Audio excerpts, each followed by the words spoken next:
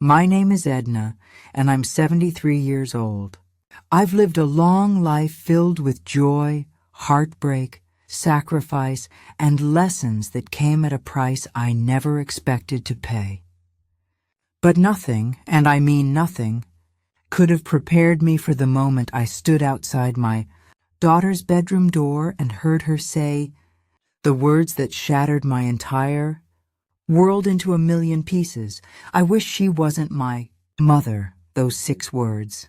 Just 6 simple words spoken by the child I carried for 9 months. The baby I nursed through countless sleepless nights. The little girl whose scraped knees I bandaged, whose tears I dried and whose dreams I nurtured. 6 words that felt like a knife twisting in my chest, stealing the breath from my lungs and the strength from my legs. I stood there in the hallway of my own home, my hand frozen on the doorknob, my heart pounding so hard I thought it might burst right through my rib cage. The afternoon sunlight streamed through the window at the end of the hall, dust particles dancing in the golden rays, oblivious to the fact that my entire existence was crumbling in that very moment. But let me tell you something, dear friends. What happened after I heard those words changed everything. It changed me. It changed my daughter. It changed our entire family in ways none of us could have imagined. And if you're watching this right now, perhaps dealing with your own family heartbreak, your own moment of devastating betrayal, I want you to know that you're not alone. Before I continue with my story, I need to ask you something.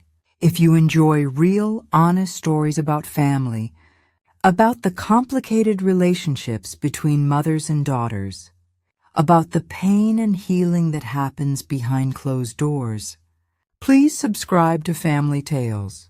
Hit that notification bell, because stories like mine need to be heard. They need to remind us all that we're human, that we make mistakes, and that sometimes the deepest wounds can lead to the most profound healing. Now let me take you back to where it all began. Not to that terrible afternoon when I heard those words, but further back. Back to when I thought I understood what it meant to be a good mother. I married young. I was only 19 when I met Leonard, a handsome man with kind eyes and strong hands that knew how to fix anything broken. He was 25, working at his father's hardware store in our small town of Millbrook, a place where everyone knew everyone and secrets were currency. We married within a year, and I was pregnant with our first child, Rebecca, before our first anniversary. Leonard was a good man. Not perfect, mind you, but good. He worked hard, came home every evening at 6 o'clock sharp, and never raised his voice in anger. He was steady, reliable, like the old grandfather clock in our living room that chimed every hour without fail. We had 3 children together. Rebecca came first, then 2 years later came our son Walter, and finally, 5 years after that, came my youngest daughter, Eleanor. Eleanor, my sweet, sensitive Eleanor. The surprise baby who arrived when I thought my childbearing years were behind me. The child who changed everything. I loved all my children equally, or at least I thought I did. But Eleanor was different from the start. She was a difficult baby, colicky and fussy, never sleeping more than 2 hours at a stretch. While Rebecca had been an easy child, content to play by herself and follow all the rules, Eleanor was demanding. She needed constant attention, constant reassurance, constant everything. As the years went by, those differences only grew more pronounced. Rebecca was the golden child, the one who excelled at everything she touched. Straight A's in school, captain of the volleyball team, homecoming queen, valedictorian of her high school class. She went on to nursing school and graduated at the top of her class. Everyone in town knew Rebecca. admired her, and wanted their own daughters to be just like her. Walter was our quiet one, the boy who loved books more than sports, who could spend hours in his room reading or working on his model airplanes. He wasn't flashy like Rebecca, but he was dependable, smart in his own way. He became a librarian, married a sweet girl named Olive, and gave us 2 beautiful grandchildren. And then there was Eleanor, my Eleanor, who struggled with everything. She had trouble learning to read and needed tutors all through elementary school. She was clumsy, always the last one picked for teams in gym class. She tried out for the school play every year and never got a part, not even in the chorus. She wanted to play the piano like her sister did, but her fingers seemed to stumble over the keys no matter how much she practiced. Looking back now, with the wisdom that only comes from years of regret and reflection, I can see where I went wrong.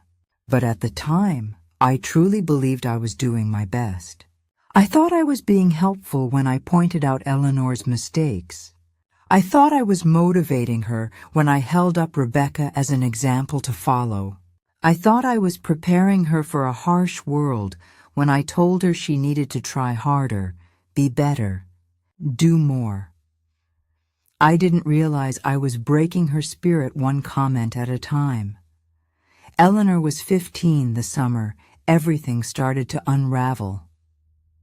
Rebecca had just gotten engaged to a young doctor named Chester, and our house was filled with wedding planning excitement. Magazines covered every surface, fabric samples draped over chairs, guest lists scattered across the dining room table.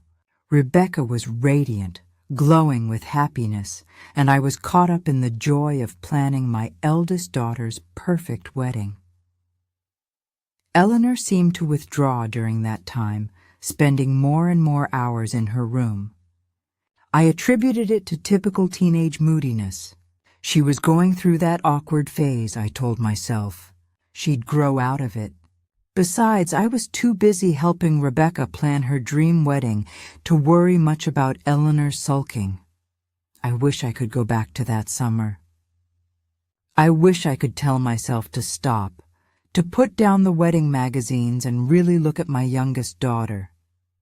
To see the pain in her eyes, the way she flinched every time I gushed about Rebecca's accomplishments, the way she made herself smaller and smaller, as if trying to disappear entirely. But I didn't see it. Or maybe I did see it and chose to ignore it, too caught up in my own excitement to acknowledge the damage I was causing. The wedding was beautiful. A perfect June day with not a cloud in the sky. Rebecca looked like a princess in her white gown, and Chester couldn't stop smiling as they exchanged their vows. Everyone commented on what a lovely family we had, how lucky Leonard and I were to have such successful children. At the reception, I remember looking around for Eleanor. I found her sitting alone at a corner table, picking at her piece of wedding cake. She was wearing the dress we'd bought for her, a pale yellow thing that I'd chosen because Rebecca said it would complement the wedding colors. Eleanor had wanted a different dress, something in deep purple, but I'd insisted. Yellow was more appropriate for a wedding, I'd said. More cheerful. Now looking at her hunched in that chair, the yellow dress making her look washed out and miserable, I felt a small pang of guilt. But it passed quickly. This was Rebecca's day, after all. Eleanor could sacrifice her preference in dress color for her sister's happiness. I walked over to her and plastered on my brightest smile. "Eleanor, honey, why are you sitting here all alone? Come dance with your Uncle Clarence. He was just asking about you." She looked up at me with those big hazel eyes, so different from Rebecca's bright blue ones. "I'm tired, Mom. Can I just stay here?" "Tired?" The party's just getting started. You're 15 years old, for heaven's sake. When I was your age, I could dance all night long. I reached down and tugged at her arm. Come on now, don't be a wallflower. Nobody likes a sulky teenager at a wedding. She pulled her arm away, and I saw tears glistening in her eyes. Just leave me alone, Mom, please. I felt a flash of irritation. Here we were, at the social event of the season, and Eleanor was determined to be difficult. Fine, I said, my voice sharper than I intended. Sit here and pout if that's what you want. But people are going to notice, Eleanor. They're going to wonder what's wrong with you. They're going to compare you to Rebecca, and honestly, honey, you're not making yourself look good. I turned and walked away, not seeing how her face crumpled, not hearing the small sob that escaped her lips. I was already moving toward a group of my friends, ready to accept their compliments about the beautiful wedding, the perfect daughter, the blessed family life. That was the night Eleanor stopped trying to talk to me. I didn't realize it at the time, but that was the moment she decided I would never understand her, never see her, never love her the way she needed to be loved. The years that followed Rebecca's wedding were filled with more of the same. Rebecca and Chester bought a beautiful house on Oak Street, the nicest part of town. She continued working as a nurse at the hospital, and everyone adored her. She was always volunteering for extra shifts, always first to help out in a crisis, always perfectly dressed and perfectly composed.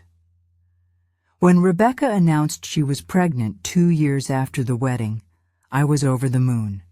My first grandchild from my perfect daughter. I spent months knitting blankets, shopping for tiny clothes, helping Rebecca set up the nursery in shades of soft mint green, since they were waiting to find out the gender. Eleanor was 17 by then, a junior in high school. She'd quit trying to compete with Rebecca years before, settling instead into a kind of invisible existence. She kept her grades just good enough to pass, stayed in her room most of the time, and spoke to me only when absolutely necessary. I told myself it was normal teenage behavior. All kids went through phases of being sullen and uncommunicative. She'd grow out of it once she matured a bit. Leonard tried to talk to me about Eleanor a few times, suggesting maybe we should spend more time with her, that maybe she needed some extra attention. But I brushed off his concerns. She's fine, Leonard. Just going through a phase. You know how teenage girls are. All drama and hormones. She'll be back to normal soon enough. Leonard would shake his head but drop the subject. He was never one for confrontation, my husband. He preferred peace and quiet, and if I said everything was fine, he chose to believe me. Rebecca's baby, a beautiful girl named Lucille, was born on a crisp October morning. I was at the hospital within an hour, holding my perfect granddaughter, marveling at her tiny fingers and rosebud mouth. Rebecca handled motherhood the same way she handled everything else, perfectly. The baby slept through the night within weeks, hit all her developmental milestones early, and even her cries seemed somehow more melodious than other babies' cries. I spent almost every day at Rebecca's house those first few months, helping with the baby, cooking meals, cleaning, doing laundry. I'd arrive right after breakfast and often didn't leave until dinner time. Leonard would come home to find Eleanor eating a sandwich alone at the kitchen table, me still absent. "Where's your mother?" he'd ask. "At Rebecca's. Where else?" Eleanor would respond, her voice flat and emotionless. Looking back, I can see how I abandoned Eleanor during that time. But I justified it to myself. Rebecca needed me. She had a newborn baby, and what kind of mother would I be if I didn't help my daughter during such an important time? Eleanor was nearly 18, practically an adult. She could take care of herself for a few hours each day, except those few hours turned into entire days, which turned into weeks and months. I was so consumed with being the perfect grandmother to Lucille and the perfect mother to Rebecca that I completely neglected the daughter who still lived under my roof. Eleanor's 18th birthday came and went with barely any celebration. I'd been at Rebecca's house dealing with a minor cold Lucille had developed, and by the time I got home at 9 that evening, I'd completely forgotten what day it was. I found Eleanor in her room, a small cupcake with a single candle on her desk, already blown out. "Oh, honey, was that today?" I said from her doorway. "I'm so sorry. Rebecca needed help with the baby, and it just slipped my mind. We'll celebrate this weekend, I promise. Maybe we can go out for a nice dinner or something." Eleanor didn't even turn to look at me. She just sat at her desk, staring at that sad little cupcake. "It's fine, Mom. I'm used to it." "Used to what?" "Nothing. Never mind. Just close the door on your way out, please." I felt a flash of anger. Here I'd spent the entire day helping her sister, exhausted and running on fumes, and Eleanor couldn't even appreciate the sacrifice I made for this family. "You know, Eleanor, a little gratitude wouldn't hurt. I spend all day helping your sister raise her child, keeping this house running, making sure everyone's taken care of. The least you could do is not give me attitude when I come home." She finally turned to look at me then, and I was startled by the expression on her face. It wasn't anger or teenage rebellion. It was something worse. It was a resignation, acceptance, as if she'd finally given up on something she'd been fighting for her entire life. "You're right, Mom. I'm sorry. Thank you for everything you do." Her voice was hollow, empty of any real emotion. I should have recognized that emptiness for what it was, a warning sign, a cry for help, a white flag of surrender. But I didn't. I just nodded, satisfied that she'd apologized, and went to bed. That weekend, I forgot about the promised birthday dinner. Lucille had started teething, and Rebecca called in tears, overwhelmed and exhausted. I rushed over immediately and ended up staying 3 days, sleeping in their guest room to help with night feedings.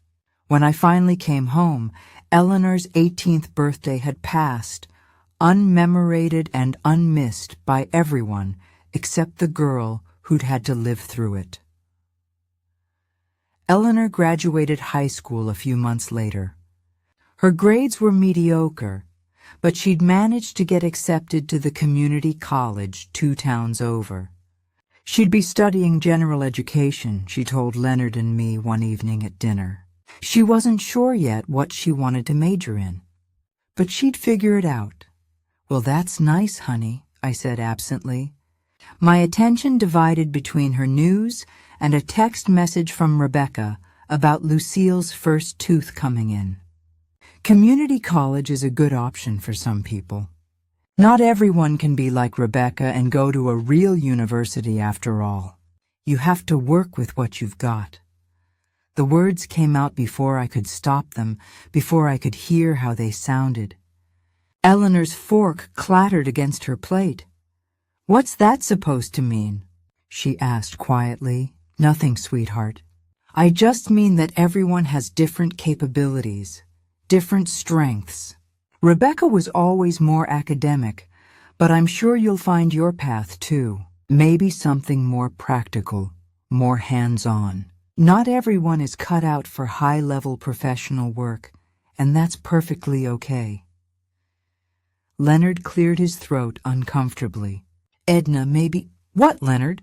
"I'm just being honest. Eleanor knows I love her, but part of loving your children is being realistic about their abilities. I don't want to fill her head with unrealistic expectations that will only lead to disappointment. Eleanor stood up abruptly, her chair scraping loudly against the floor. "May I be excused? We're not finished with dinner. I'm not hungry anymore." She walked out of the kitchen, and moments later I heard her bedroom door close. Not slam. Eleanor never slammed doors. Just a quiet final click that somehow felt more ominous than any tantrum could have been. Leonard looked at me across the table, his weathered face creased with concern. "Edna, don't you think you were a bit harsh?" "Harsh? I was honest, Leonard. Someone needs to be. The world isn't going to coddle Eleanor the way you want me to. Better she hears the truth from her mother who loves her than from strangers who don't care about her feelings." He sighed heavily and returned to his meal, but I noticed he'd lost his appetite too. We ate in silence, the empty chair between us seeming to grow larger with each passing minute. Eleanor started community college that fall. She moved into a tiny apartment near campus, sharing it with 2 other girls. I helped her move in, though I spent most of the time comparing her cramped living quarters to the beautiful apartment Rebecca had lived in during nursing school. "Well, it's cozy," I said, trying to sound positive as I looked around the small space with its dingy carpet and water-stained ceiling. "At least you'll learn to appreciate nicer things when you can finally afford them.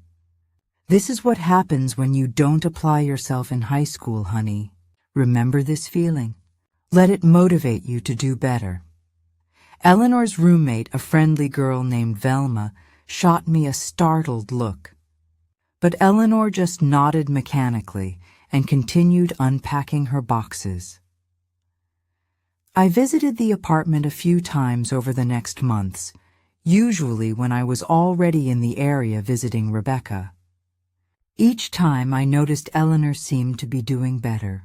She decorated the space nicely, hung up some artwork, and bought some cheerful throw pillows.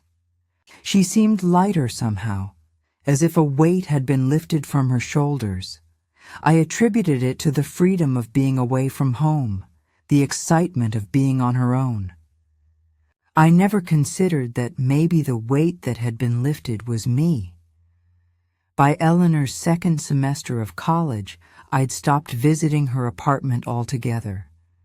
Rebecca had announced she was pregnant again, and between helping with toddler Lucille and preparing for the new baby, I simply didn't have time.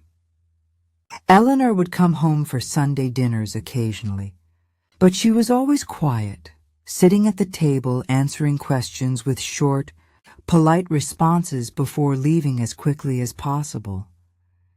"She's become so distant," I complained to Leonard one evening after one of these dinners. "I don't know what I did wrong. I gave that girl everything, and now she barely speaks to me." Leonard was quiet for a long moment. Then he said, "Maybe you should ask her what's wrong. Really ask her, Edna, and then really listen to her answer. I know what's wrong. She's jealous of her sister. She's always been jealous of Rebecca's success, her beauty, her perfect life. Instead of being happy for her sister, she pouts and sulks. It's childish, Leonard." He didn't respond, just shook his head and went back to his newspaper. But I saw the disappointment in his eyes, and it stung more than I wanted to admit. Rebecca's second baby, a boy named Raymond, was born that spring. Once again, I devoted myself to helping my eldest daughter through those early months of motherhood. This time, with 2 children under 3, Rebecca truly did need the extra hands, and I was happy to provide them. Eleanor didn't come to the hospital when Raymond was born. She sent a card and a gift, but claimed she had exams and couldn't get away. I was hurt by her absence, but I tried not to show it. "It's okay," Rebecca said when I mentioned Eleanor's absence. "She's probably busy with school. You know how Eleanor is." "What do you mean, how Eleanor is?" Rebecca shifted baby Raymond in her arms and gave me an uncomfortable look. "I just mean, she's never really been involved with the family. She's always been kind of separate, distant, different." "That's not true," I protested, even though something in my gut twisted uncomfortably. "She's just going through a phase. She'll come around." But deep down, I was starting to wonder if maybe Eleanor's distance wasn't a phase at all. Maybe it was something more permanent, something I'd somehow caused without meaning to. But I pushed those thoughts away. They were too uncomfortable, too accusatory. I was a good mother. I'd done my best. If Eleanor couldn't appreciate that, well, that was her problem, not mine. The years continued to pass. Walter married Olive and moved 3 hours away for his job at the university library. Rebecca's life continued to be picture perfect. 2 beautiful children, a successful husband, a lovely home.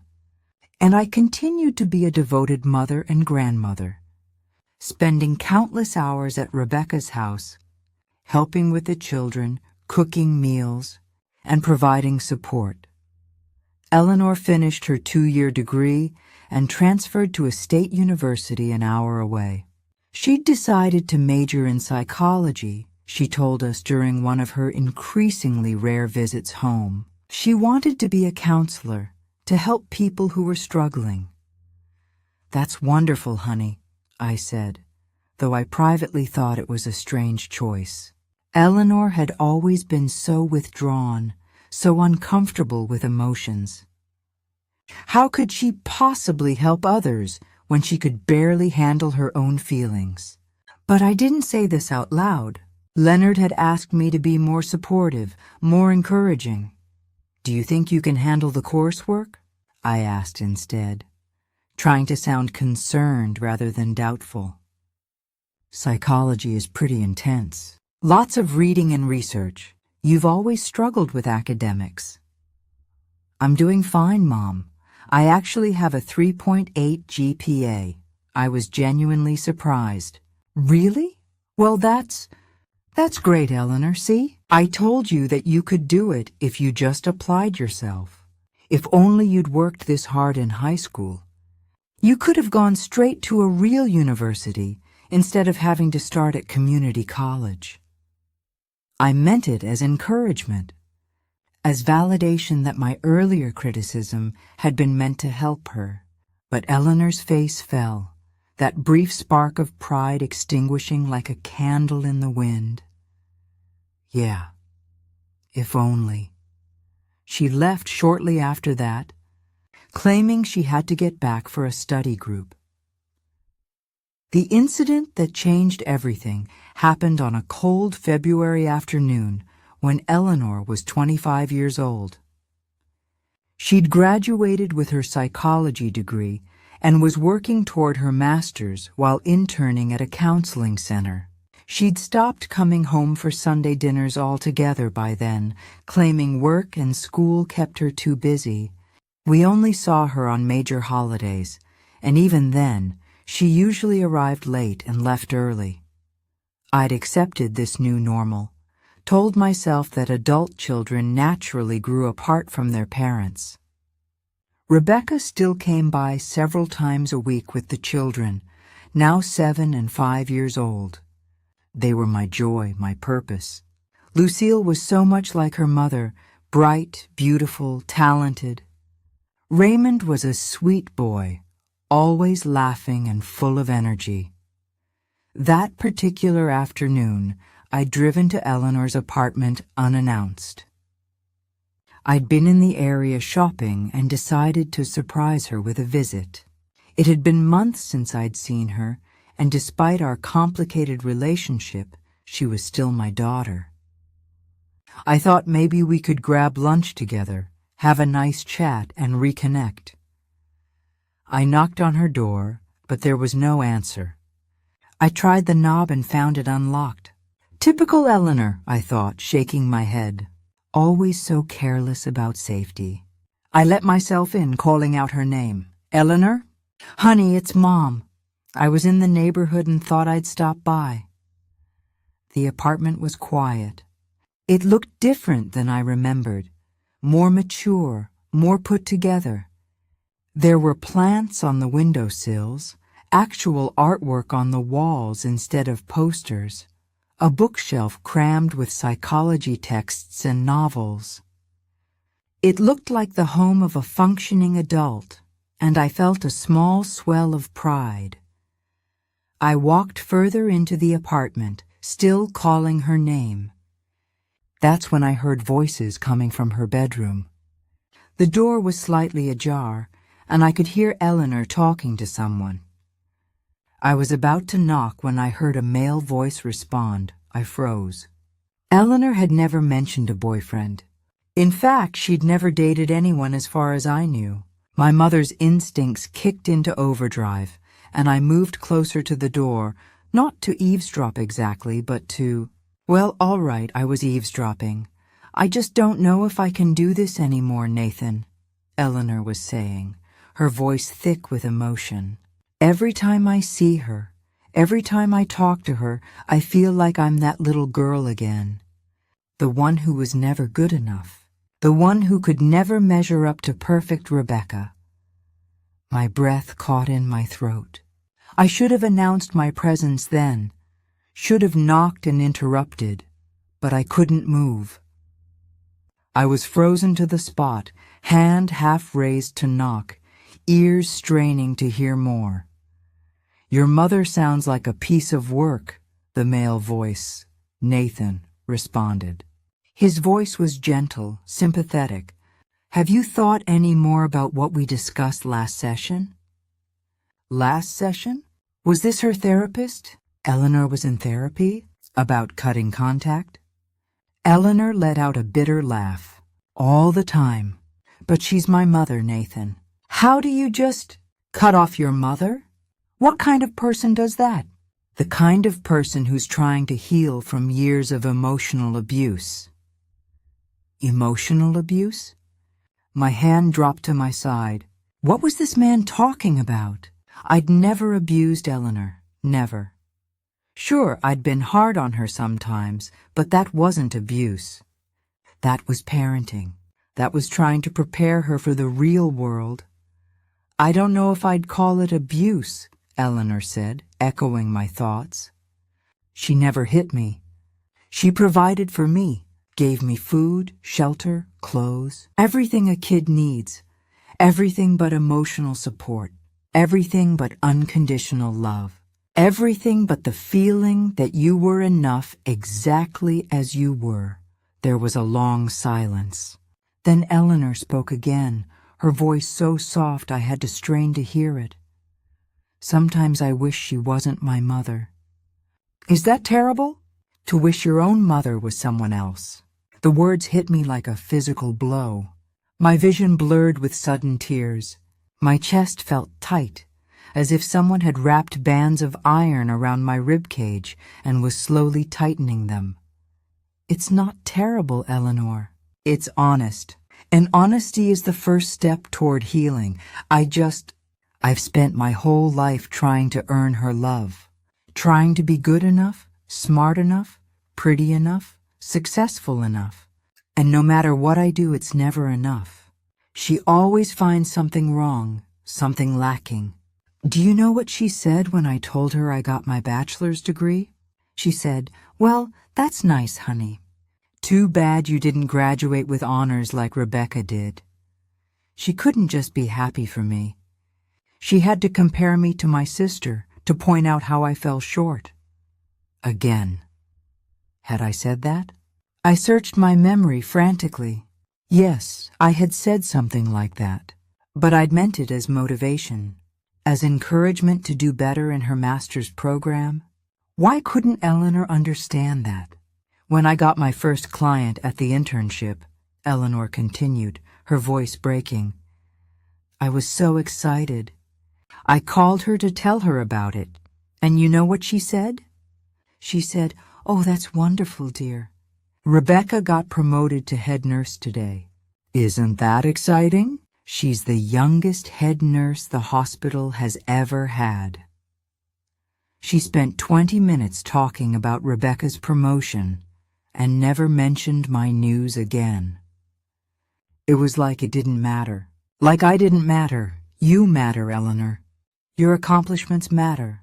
Your feelings matter. Your mother's inability to see that is her failure, not yours. Then why does it hurt so much?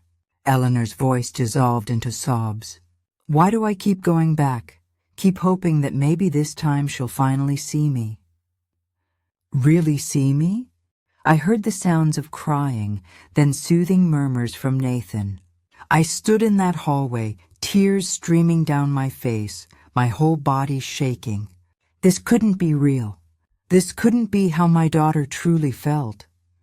But even as I tried to deny it, tried to rationalize and justify, something inside me cracked. All those years of comments, of comparisons, of well-meaning but cruel observations came flooding back. I saw them now through Eleanor's eyes, heard them with her ears, felt them in her heart. Oh God, I whispered to myself. What have I done? I turned and stumbled out of the apartment as quietly as I'd entered, pulling the door closed behind me. I made it to my car before the sobs overtook me completely. I sat in the driver's seat, forehead pressed against the steering wheel, crying harder than I'd cried since my own mother's funeral decades ago. All this time, I thought I was being a good mother, honest, straightforward, preparing Eleanor for a harsh world. But I hadn't been preparing her for the world. I'd been comparing her to an impossible standard, making her feel inadequate, unloved, unseen. I'd given her everything except the one thing a child needs most from their mother, the assurance that they are loved exactly as they are, not for who they might become or how they might measure up to someone else. I'd spent 25 years breaking my daughter's spirit, and I hadn't even realized I was doing it. I drove home in a daze. Leonard was in his chair reading when I walked in, but he took one look at my face and stood up immediately. Edna? What's wrong? What happened? I collapsed into his arms, and the whole story poured out. The unannounced visit, the overheard conversation, Eleanor's words that I wish she wasn't my mother echoing in my head like a curse. Leonard held me while I cried. But when I finally pulled back to look at his face, I saw something there that made my heart sink even further. It wasn't a surprise. It wasn't a shock. You knew, I whispered. You knew how Eleanor felt. He sighed heavily and led me to the couch. I knew you were too hard on her. I knew you compared her to Rebecca too much. I tried to talk to you about it, Edna, many times over the years, but you wouldn't listen. Why didn't you make me listen? Why didn't you do more? Because you're a grown woman who makes her own choices. Because I thought maybe you'd see it on your own eventually. Because... He paused, his weathered hands gripping mine. Because I was a coward, Edna. I should have stood up for Eleanor more. I should have protected her from the harm you were doing, even though you didn't mean to do it. That's my failure as a father. We sat there in silence for a long time, two old people suddenly confronted with the damage we'd done to our child. The weight of it was crushing. What do I do? I finally asked. How do I fix this? I don't know if you can fix it, Edna. At least not quickly. The damage took 25 years to build. It might take 25 more to repair. I have to try. I have to talk to her, to apologize, to know. Leonard's voice was firm. Not yet. You need to think about this first. Really think about it. If you go to her now in this state, you'll just make it worse. You'll make it about your pain, your guilt, your need for forgiveness. But this isn't about you, Edna. It's about Eleanor. It's about what she needs. He was right. I knew he was right. But the urge to rush to Eleanor and beg her forgiveness was overwhelming. I wanted to fix this immediately, to make the pain go away, to turn back time and do everything differently, but I couldn't turn back time. I could only move forward. And moving forward meant I had to sit with this horrible truth and had to really understand what I'd done before I could even begin to make amends. The next few weeks were the hardest of my life. I couldn't stop thinking about Eleanor, about all the ways I'd failed her. I started writing down memories, every criticism I could remember, every comparison, every dismissive comment. The list grew longer and longer until I had pages and pages of evidence of my cruelty. Because that's what it had been. I finally admitted to myself. Cruelty. Not intentional cruelty, but cruelty nonetheless. The fact that I'd meant well, that I'd thought I was helping her, didn't change the impact of my words and actions. I stopped going to Rebecca's house as often. When she called to ask why I hadn't been by, I made excuses about not feeling well, about Leonard needing me at home. The truth was I couldn't face her yet. Couldn't look at my golden child without seeing the shadow of the daughter I'd neglected. But I need to tell you something important before I continue. If you're watching this and relating to any part of this story, whether you're the mother who's made mistakes or the daughter who's been hurt, please subscribe to Family Tales and hit that notification bell. Stories like this one need to be shared because healing begins with honesty. We need to talk about these painful family dynamics so we can learn from them, grow from them, and hopefully break these cycles before they break us. Now let me tell you what happened next. One evening, about 3 weeks after I'd overheard that conversation, Rebecca stopped by unannounced. She walked into the kitchen where I was preparing dinner, and I could tell from her expression that she knew something was wrong. "Mom, what's going on? You've been avoiding me. Are you sick? Is something wrong with Dad? Your father's fine." "I'm fine, physically anyway." "Then what is it?" I set down the knife I'd been using to chop vegetables and turned to face her. "Rebecca, can I ask you something? And I need you to be completely honest with me." "Of course. How did I treat Eleanor when you were all growing up?" Rebecca's face went carefully neutral. "What do you mean?" "I mean exactly what I asked. How did I treat your sister?" She was quiet for a long moment, and I could see her weighing her words carefully. Finally, she said, "You were harder on her than you were on me." "Why?" "I don't know, Mom. Maybe because she struggled more?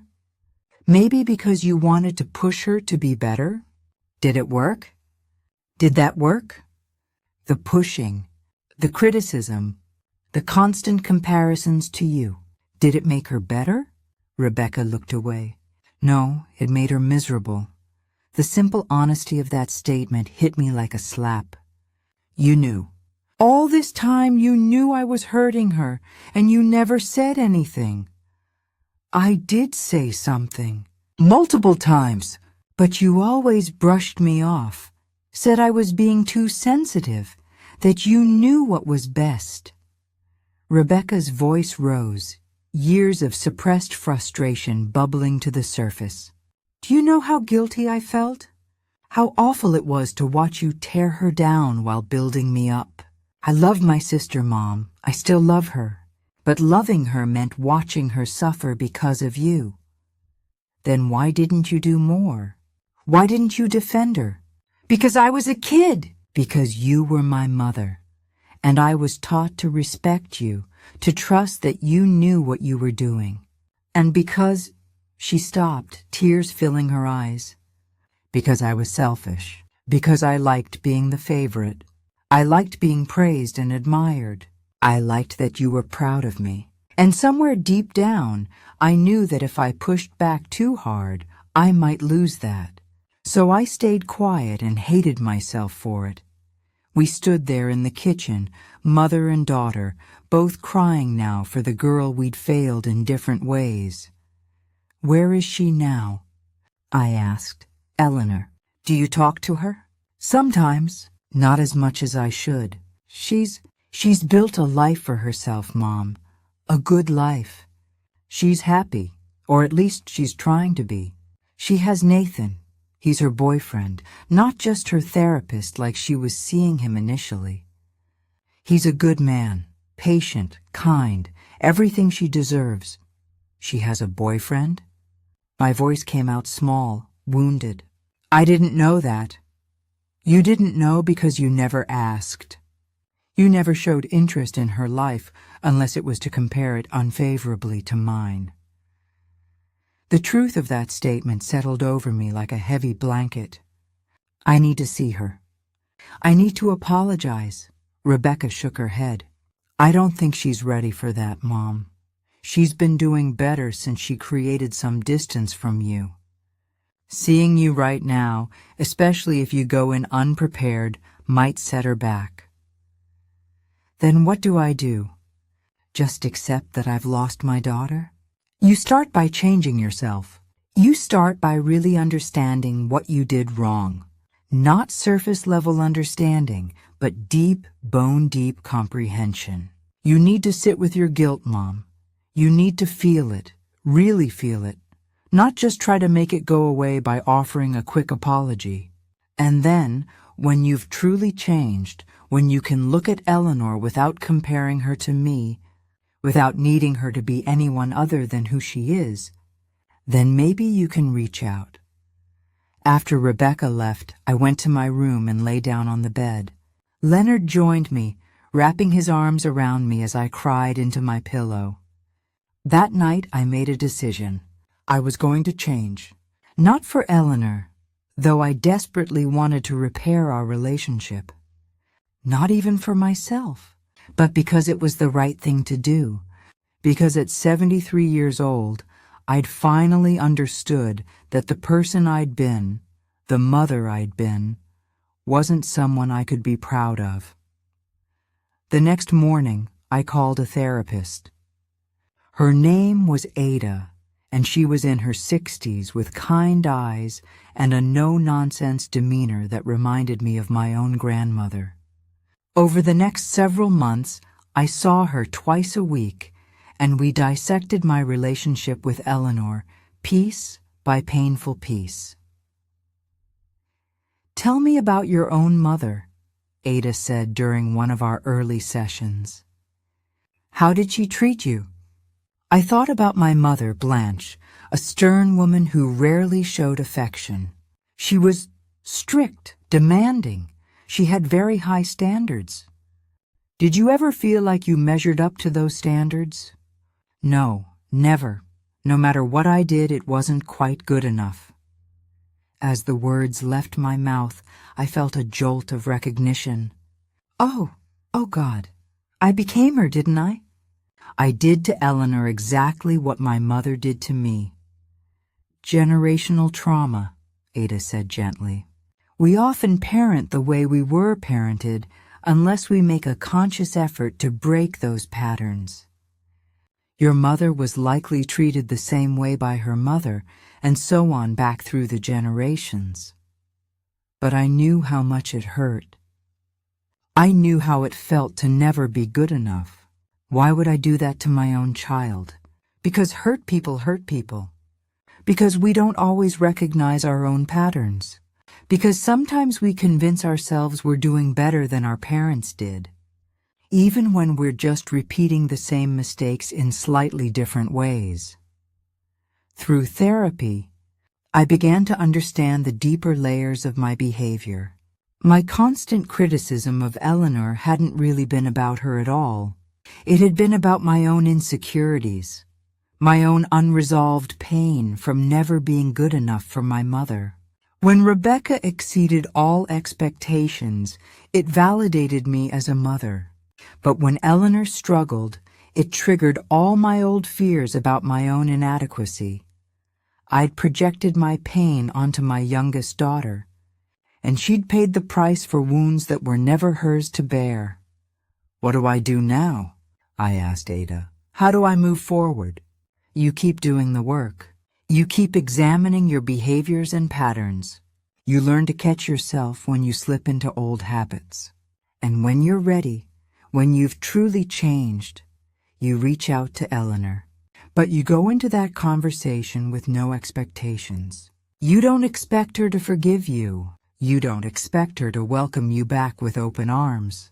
You apologize because she deserves an apology, not because you need absolution. I also started making changes in my other relationships.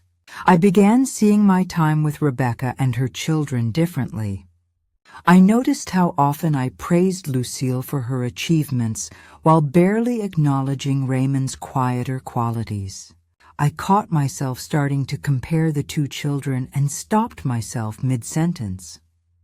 "Grandma, why did you stop talking?"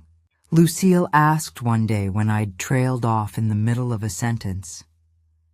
"Because I was about to say something unkind, sweetheart. And I'm trying to be more careful with my words." Rebecca noticed the changes, too. "You're different, Mom. Quieter, more thoughtful." I'm trying to be better.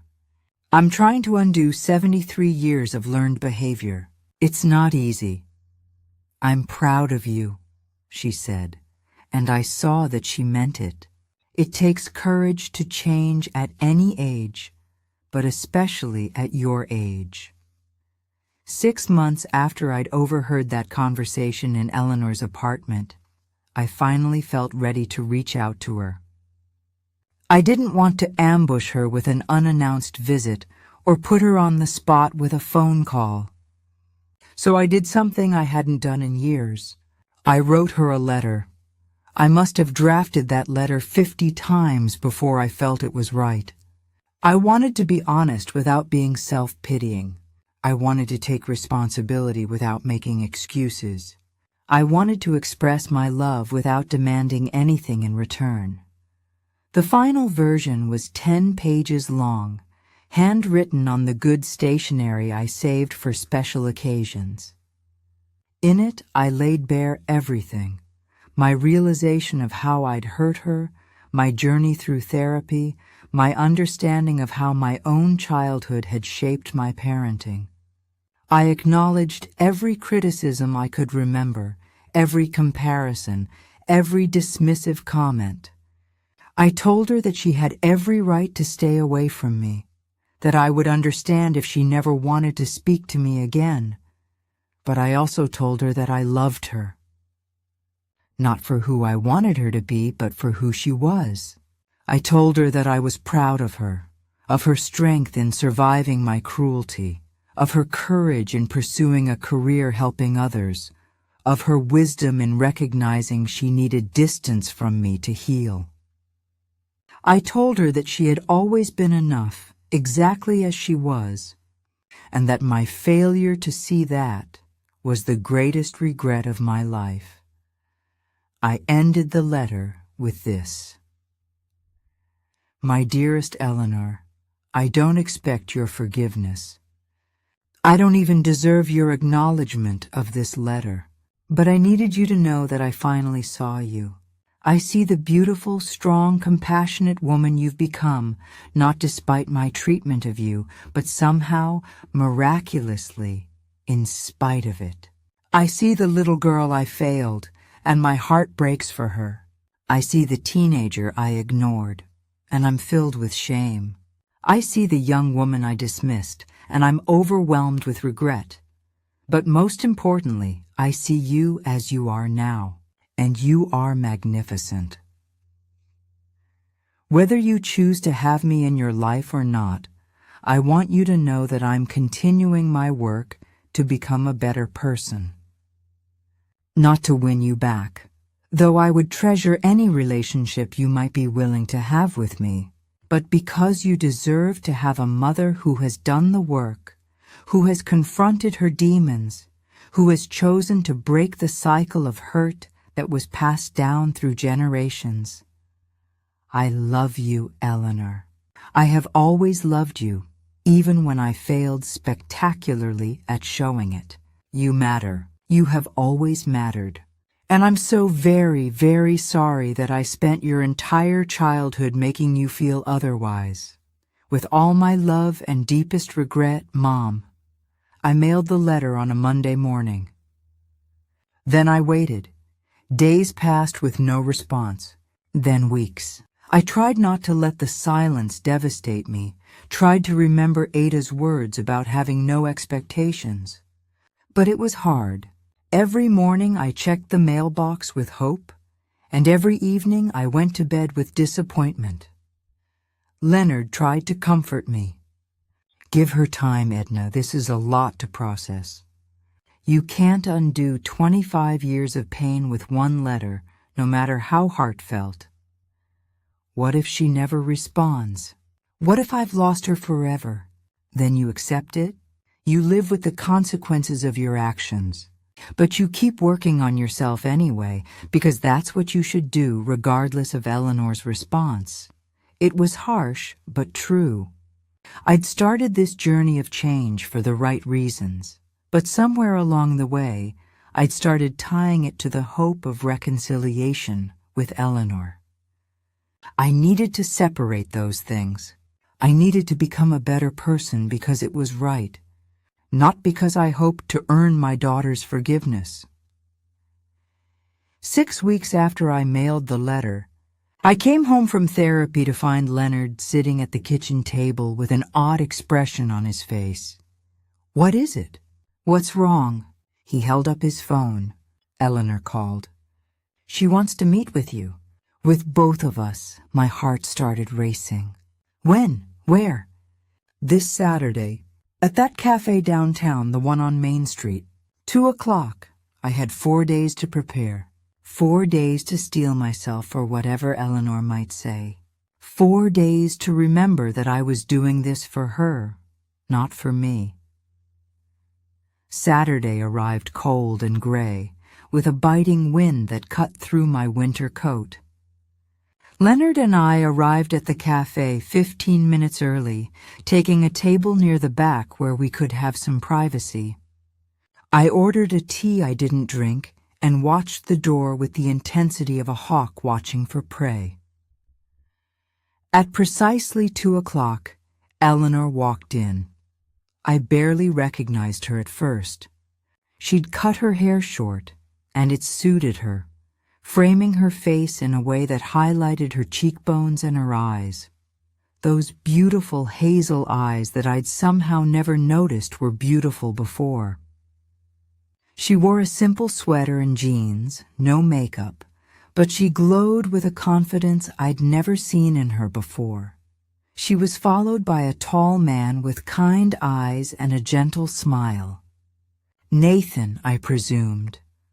Eleanor spotted us and walked over, her hand clasped in Nathan's. She didn't hug us, didn't smile, but she didn't look angry either. She just looked guarded, protected. Mom, Dad. She nodded at each of us, then gestured to Nathan. This is Nathan. Nathan, these are my parents, Edna and Leonard. We all shook hands and sat down. An awkward silence descended over the table. I wanted to rush in and fill it with words, with apologies, with explanations. But I remembered Ada's advice. Let Eleanor lead. This is her conversation. Finally, Eleanor spoke. I got your letter. I wasn't sure if you had. When I didn't hear back, I thought maybe you'd thrown it away without reading it. I thought about it, she admitted.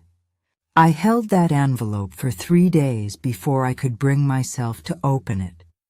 I was afraid it would be full of excuses, of justifications for why you treated me the way you did.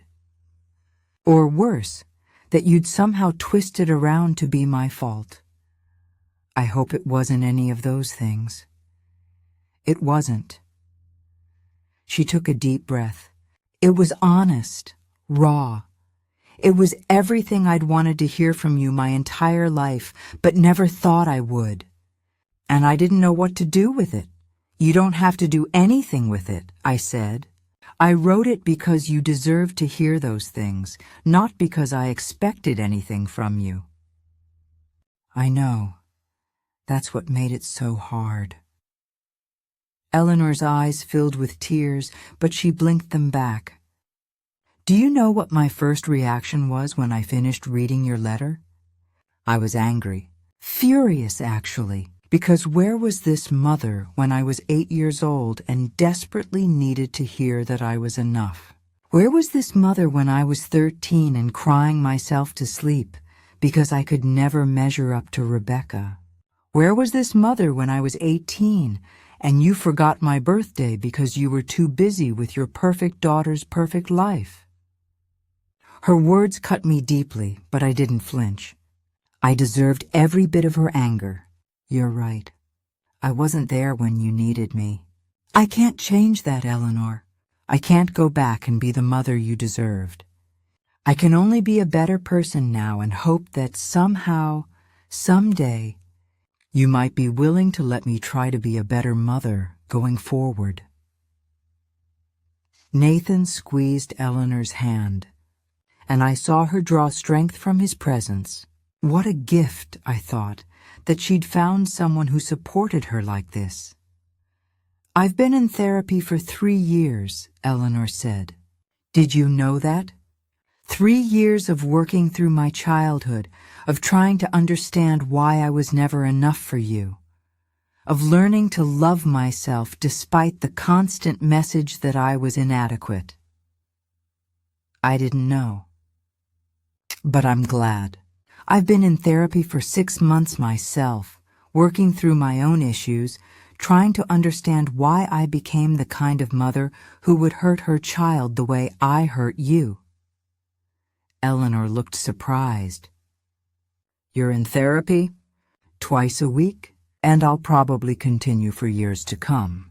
73 years of dysfunctional patterns don't unravel quickly.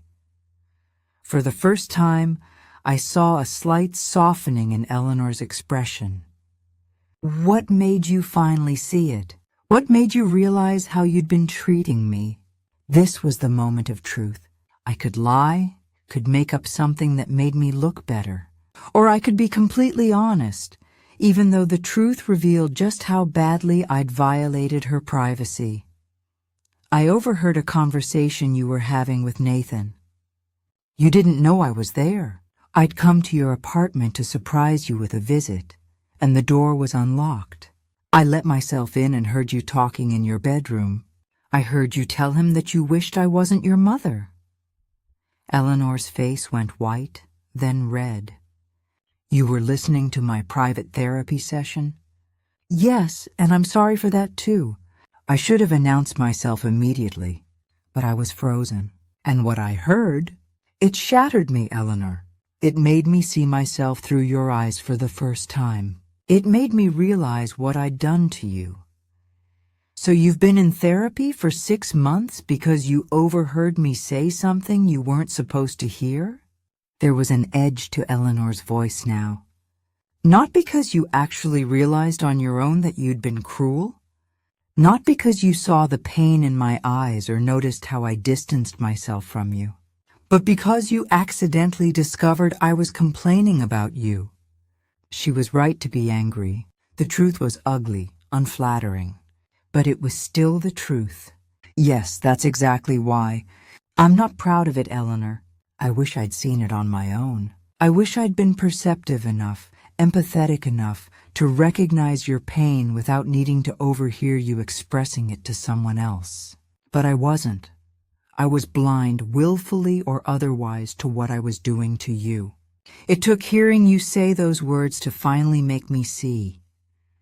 The silence that followed was heavy. Nathan whispered something to Eleanor, and she nodded slowly. At least you're being honest, she finally said. That's more than I expected. I'm done with dishonesty. Done with self-deception. If we're going to have any kind of relationship going forward, and I understand if you decide we can't, it has to be built on truth. Even when that truth is uncomfortable. Eleanor was quiet for a long moment, her fingers playing with her napkin. Finally, she looked up at me, and I saw something in her eyes I'd never seen before when she looked at me. Not love, not yet, but possibility.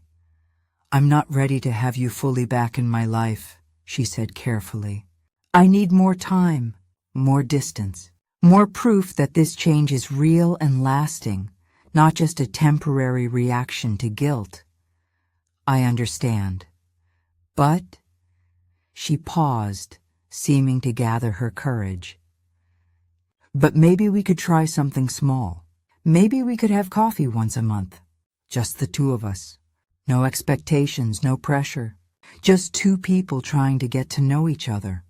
Hope bloomed in my chest, fragile and precious. I would like that very much. There would have to be ground rules, Eleanor continued. No talk about Rebecca unless I bring her up first. No comparisons. No criticism disguised as concern. If you start to slip into old patterns, I'll call you out on it, and you need to be able to hear that without getting defensive. Agreed. All of that. Whatever you need, Eleanor. She nodded slowly. Okay then, let's try this. But I need you to understand something, Mom. I'm not doing this because I've forgiven you. I'm not sure I can forgive you, at least not completely. I'm doing this because my therapist thinks it might be healthy for me to see if you really have changed. And because despite everything, despite all the pain and hurt, there's still a part of me that wants a mother. Tears streamed down my face, and I didn't try to wipe them away. Thank you. Thank you for giving me this chance. I know I don't deserve it. No, Eleanor said quietly. You don't. But maybe that's what grace is. Giving people something they don't deserve because you choose to, not because they've earned it. We talked for another hour, setting up the parameters of our new relationship. It would be slow, careful, boundaried. Eleanor would control the pace and the content. I would show up when and where she asked, and I would accept whatever limits she needed to place on our interactions. When it was time to leave, Eleanor stood up, and I wasn't sure what to do. Should I hug her? Shake her hand? But she made the decision for me, giving me a brief, awkward hug that lasted barely 2 seconds. It was stiff and uncomfortable, but it was something. It was more than I'd hoped for. I'll call you in a few weeks to set up our first coffee date, she said. I'll be waiting. As I watched her walk out of the cafe, her hand once again clasped in Nathan's, Leonard put his arm around my shoulders. That went better than I expected. It's not fixed, Leonard. It's barely even started to heal, I know. But it's a beginning, and sometimes that's all we can ask for. That was 3 years ago. 3 long, difficult, transformative years. Eleanor and I did start having our monthly coffee dates. The first few were excruciating, filled with long silences and careful conversation. I was terrified of saying the wrong thing, of slipping back into old patterns, of losing this precious second chance. But slowly, over months and months of showing up, of biting my tongue when comparisons tried to surface, of truly listening to Eleanor instead of just waiting for my turn to talk, something started to shift. I learned things about my daughter I'd never known before. I learned that she loved hiking and had climbed 3 of the state's highest peaks. I learned that she was an incredible cook, specializing in Thai cuisine. I learned that she volunteered at a crisis hotline every Friday night, using her own pain to help others through theirs. I learned that she had a wicked sense of humor that I'd never noticed because I'd been too busy criticizing her to actually see her, and she started to trust me just a little bit at a time. She started sharing more about her life, her work, her relationship with Nathan. She told me about the clients she worked with, about the satisfaction she felt when she helped someone break through their pain to find healing on the other side. Our monthly coffees sometimes turned into lunch, then occasionally dinner. Nathan joined us sometimes, and I grew to love him too, grateful that Eleanor had found someone who saw her value so clearly. About a year into our reconciliation, Eleanor invited Leonard and me to her apartment for dinner. It was the first time I'd been back there since that terrible day when I'd overheard her therapy session. I half expected to feel uncomfortable, haunted by the memory of what I'd heard. But instead I felt honored. This was Eleanor's space, her sanctuary, and she was choosing to let me into it. She'd made an elaborate Thai meal, and as we ate, she told us about a promotion she'd received at work. She was going to be supervising other counselors now, mentoring them as they developed their skills. "That's wonderful, Eleanor," I said, and I meant it with every fiber of my being. "You're going to be an excellent mentor. Your compassion and insight will help so many people." She looked at me carefully, as if checking for any hint of sarcasm or hidden criticism. When she found none, she smiled. "Thank you, Mom. That means a lot." That was 3 years ago. 3 long, difficult, transformative years. Eleanor and I did start having our monthly coffee dates. The first few were excruciating, filled with long silences and careful conversation. I was terrified of saying the wrong thing, of slipping back into old patterns, of losing this precious second chance. But slowly, over months and months of showing up, of biting my tongue when comparisons tried to surface, of truly listening to Eleanor instead of just waiting for my turn to talk, something started to shift. I learned things about my daughter I'd never known before. I learned that she loved hiking and had climbed 3 of the state's highest peaks. I learned that she was an incredible cook, specializing in Thai cuisine. I learned that she volunteered at a crisis hotline every Friday night, using her own pain to help others through theirs. I learned that she had a wicked sense of humor that I'd never noticed because I'd been too busy criticizing her to actually see her, and she started to trust me just a little bit at a time. She started sharing more about her life, her work, her relationship with Nathan. She told me about the clients she worked with, about the satisfaction she felt when she helped someone break through their pain to find healing on the other side. Our monthly coffees sometimes turned into lunch, then occasionally dinner. Nathan joined us sometimes, and I grew to love him too, grateful that Eleanor had found someone who saw her value so clearly. About a year into our reconciliation, Eleanor invited Leonard and me to her apartment for dinner. It was the first time I'd been back there since that terrible day when I'd overheard her therapy session. I half expected to feel uncomfortable, haunted by the memory of what I'd heard, but instead I felt honored. This was Eleanor's space, her sanctuary, and she was choosing to let me into it. She'd made an elaborate Thai meal, and as we ate, she told us about a promotion she'd received at work. She was going to be supervising other counselors now, mentoring them as they developed their skills. "That's wonderful, Eleanor," I said, and I meant it with every fiber of my being. "You're going to be an excellent mentor. Your compassion and insight will help so many people." She looked at me carefully, as if checking for any hint of sarcasm or hidden criticism. When she found none, she smiled. "Thank you, Mom. That means a lot." It was such a small moment, but it felt monumental. For perhaps the first time in Eleanor's life, I'd praised her accomplishment without any qualifiers, without any comparisons, without any "but" following the compliment. And she'd felt safe enough to accept that praise, to believe it was genuine. Around that same time, I also started changing my relationship with Rebecca and her children. I stopped spending every day at her house, stopped making her the center of my universe.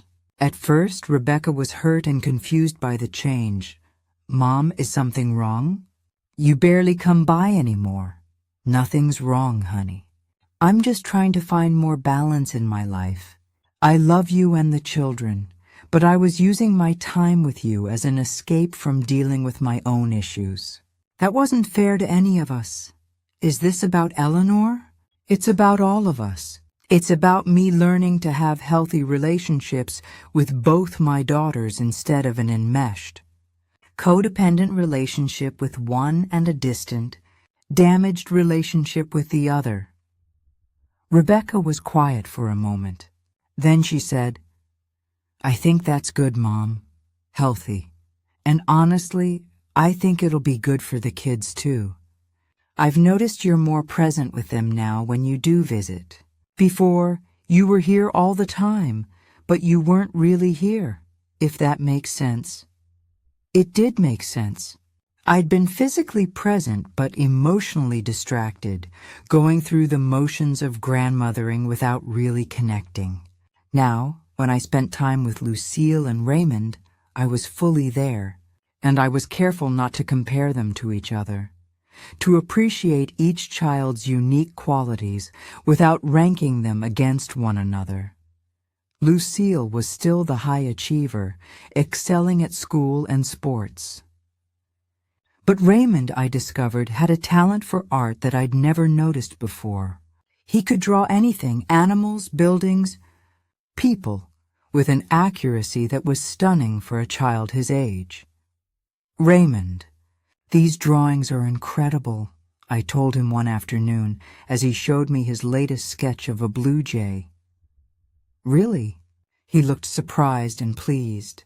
"Grandma, you never said that before." "I know, sweetheart. I'm sorry. I wasn't paying enough attention, but I'm paying attention now." About 18 months into our reconciliation, Eleanor called me for the first time not to schedule our monthly coffee, but just to talk. She'd had a difficult session with a client, and she needed to process it with someone. "Are you sure you want to tell me?" I asked, honored but uncertain. "Don't you have therapist friends or Nathan who might be better suited to—" "I want to tell you, Mom. If that's okay?" "Of course it's okay. I'm listening."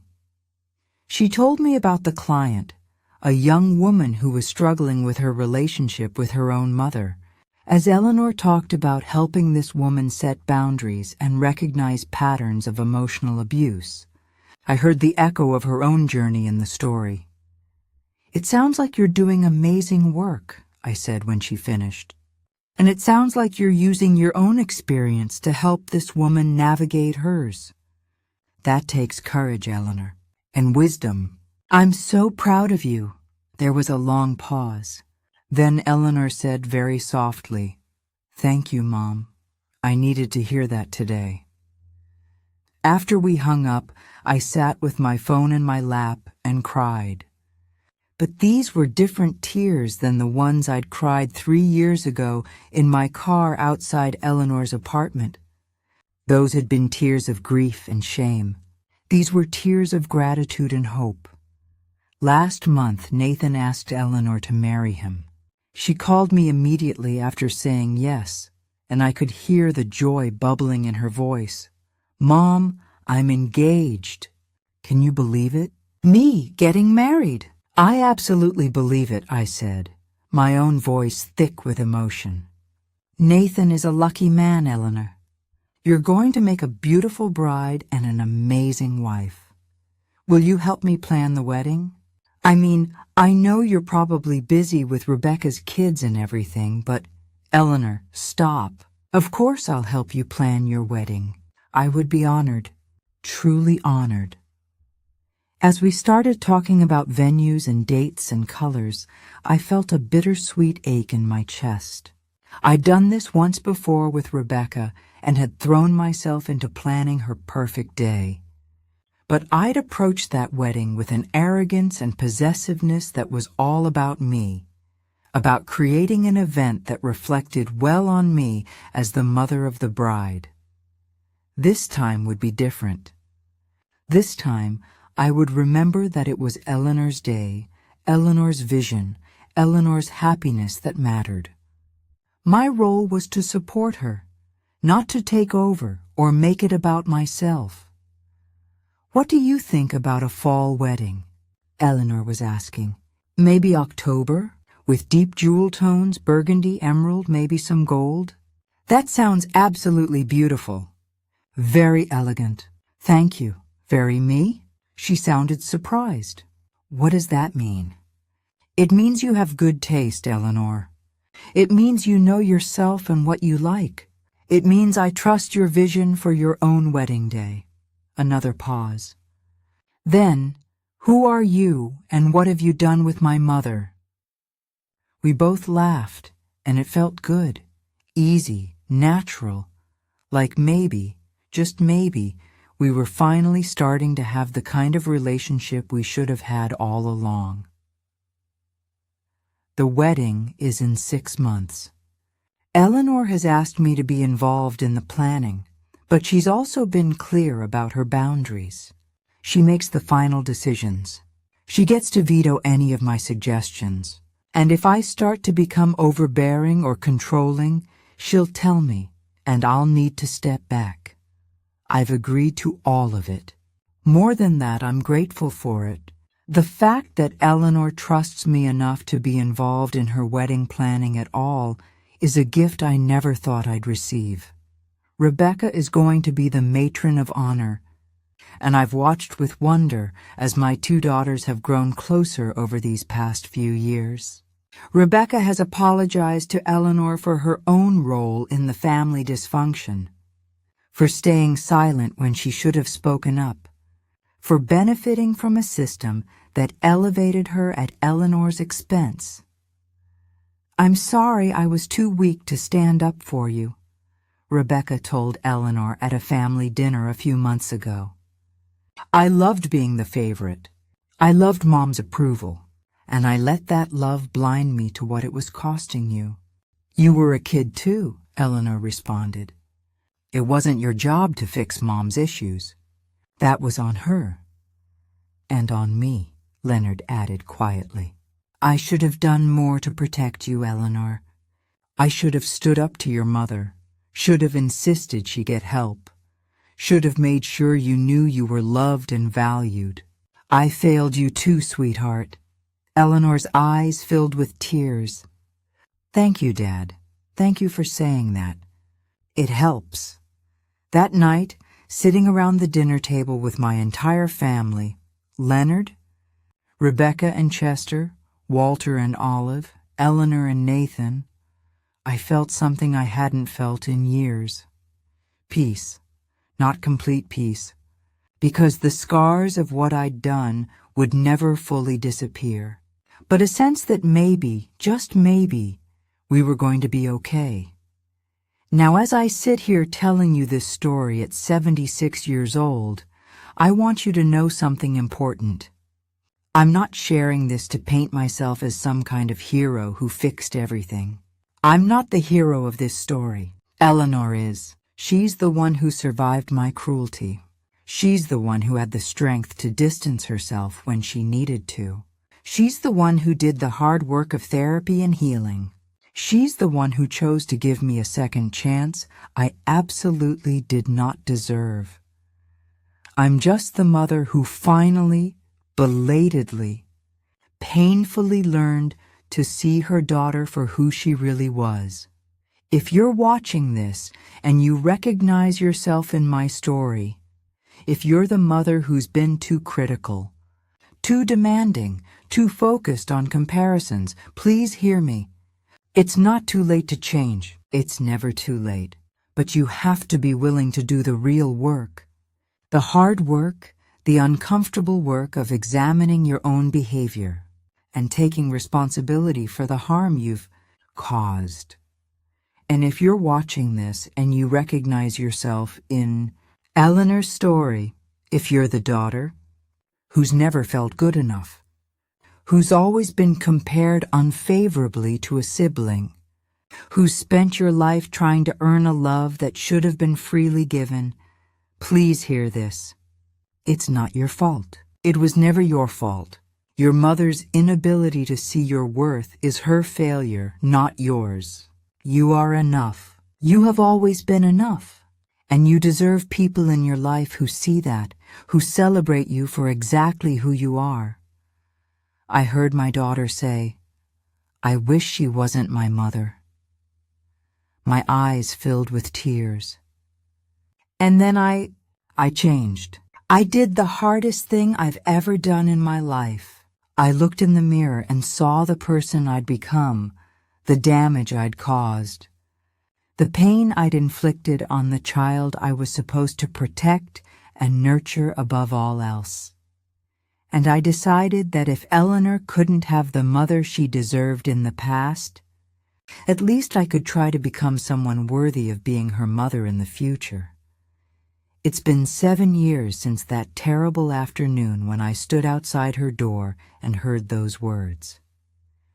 7 years of therapy, of hard conversations, of backsliding and progress and everything in between. Eleanor and I will never have a perfect relationship. Too much damage was done. Too many years were lost. But we have something real now. Something honest. Something worth fighting for. And in 3 months, I'll stand up at my daughter's wedding and watch her marry the man who saw her value when I was still too blind to see it myself. I'll cry. Not tears of regret this time, though there will always be regret. But tears of joy that Eleanor found her happiness despite me, not because of me. And maybe, if I'm very lucky and keep doing the work, she'll let me be a small part of that happiness going forward. Thank you for listening to my story, dear friends. Thank you for staying with me through all the painful parts, through my confession of failures and my stumbling attempts at redemption. If this story touched you, if it made you think about your own family relationships, please subscribe to Family Tales and share this video with someone who needs to hear it. We tell these stories not because they're easy, but because they're real. Because hidden in every family are these complicated tangles of love and pain, of good intentions and terrible execution, of people hurting each other without meaning to, and sometimes even while trying not to. But we also tell these stories because they remind us that change is possible. Healing is possible. Reconciliation, while never guaranteed and never easy, is sometimes possible if both parties are willing to do the painful work of confronting truth and choosing growth. My name is Edna. I'm 76 years old, and I'm the mother who spent 25 years breaking her daughter's heart before I finally learned to see her through the eyes of love instead of the eyes of criticism. If I can change at 73, anyone can change at any age. The question is, will you? Thank you for being here. Thank you for witnessing this story. And may we all learn to love the people in our lives for exactly who they are, not for who we wish they would be. Until next time. This is Family Tales, reminding you that every family has a story. And every story has the power to heal if we're brave enough to tell it.